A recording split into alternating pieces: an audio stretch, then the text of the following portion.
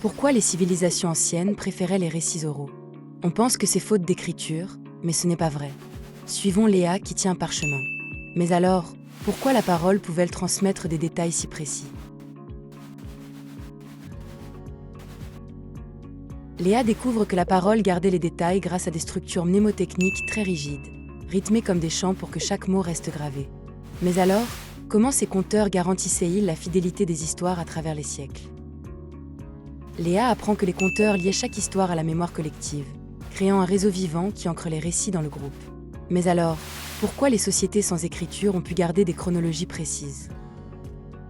Léa voit que les conteurs structuraient leurs récits autour de cycles saisonniers, de fêtes et de généalogies, formant un schéma qui se répète chaque année, assurant la précision des dates. Mais alors, comment la tradition orale a survécu face à l'émergence de l'écriture?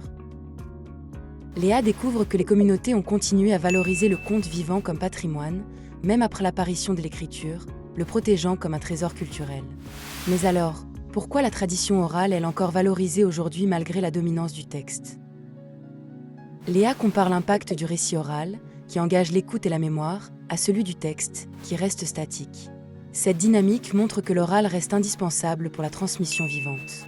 Ainsi, les civilisations anciennes préféraient les récits oraux parce qu'ils offraient flexibilité, mémorisation collective et adaptation culturelle. Mais alors, pourquoi les civilisations anciennes préféraient les récits oraux? Léa découvre que l'on croit que la parole ne peut pas coder les lois. En vérité, les conteurs mémorisaient chaque article grâce à des formules rythmées. Mais alors, comment ces formules transmettaient-elles des valeurs morales à travers les générations? Léa réalise que les formules orales utilisaient des métaphores et des personnages mythiques pour ancrer les valeurs. Ainsi, la morale voyageait comme une histoire vivante. Mais alors, comment ces récits restaient-ils inchangés pendant des siècles? Léa voit que les conteurs appartenaient à des guildes strictes où chaque élève apprenait les mêmes normes. Cette formation assurait la cohérence du récit. Mais alors, pourquoi ces normes ont-elles résisté à l'arrivée de l'écriture? Léa observe que l'écriture et l'oral cohabitaient. Le texte servait de référence, mais la parole restait indispensable pour les rites et les lois vivantes. Alors, pourquoi les civilisations anciennes préféraient les récits oraux malgré l'existence de l'écriture? Voilà pourquoi les civilisations anciennes préféraient les récits oraux. Parce que, même quand l'écriture existait, la parole restait le moyen le plus vivant pour transmettre histoire, loi et culture.